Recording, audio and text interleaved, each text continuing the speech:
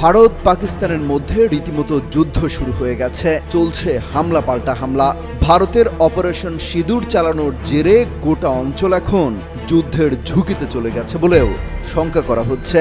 পরিস্থিতি এমন হবে আজ করতে পেরে আগেই বাংলাদেশকে প্রস্তুতি নিয়ে রাখার বার্তা দিয়েছিলেন প্রধান উপদেষ্টা ডক্টর মোহাম্মদ ইউনূস। গেল ৩০ এপ্রিল ঢাকায় বিমান বাহিনীর বার্ষিক মহড়া অনুষ্ঠানে সবার সামনে বলেছিলেন, আমরা এমন এক বিশ্বে বসবাস করি যেখানে যুদ্ধের প্রস্তুতি না রাখাটা আত্মঘাতী। সেই সময় তিনি বলেন, দেশের স্বাধীনতা সার্বভৌমত্ব রক্ষার জন্য যুগোপযোগী বিমান বাহিনী গড়ে তুলতে সরকারের প্রচেষ্টা অব্যাহত থাকবে। যমুনা ইলেকট্রনিক্স ঈদে ডাবল খুশি অফার সিজন 3, যে কোনো পণ্য কিনলেই পাচ্ছেন নিশ্চিত ঈদ উপহার। তিনি সেই সময় শঙ্কা করে বলেন, আমি যুদ্ধবিরোধী মানুষ। পৃথিবীতে যুদ্ধ হোক এটা আমরা কামনা করি না। যুদ্ধ প্রস্তুতি অনেক সময় যুদ্ধের দিকে নিয়ে যায়, কাজেই যুদ্ধ প্রস্তুতি নিয়েও একটা ঘোরতর আপত্তি।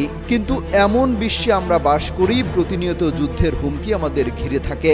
তো সেখানে প্রস্তুতি না নিয়ে থাকাটা অসম্ভব হয়ে পড়ে। কাজেই এই পরিস্থিতির মধ্যে যুদ্ধের প্রস্তুতি না নেওয়াটা আত্মঘাতী। প্রস্তুতি নিতে হলে আধা আধি প্রস্তুতির কোনো জায়গা নাই।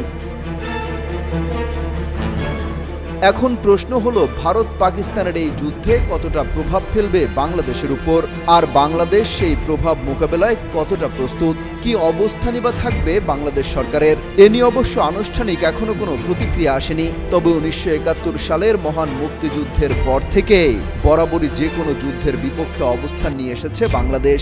এরই মধ্যে এনসিপির মুখ্য সংগঠক সার্জিস আলম ফেসবুকে স্ট্যাটাস দিয়েছেন। তিনি লিখেছেন, মাতৃভূমির নিরাপত্তা ও সার্বভৌমত্ব রক্ষায় দল, মত, ধর্ম, বর্ণ নির্বিশেষে আমরা ঐক্যবদ্ধ এবং আপোষহীন।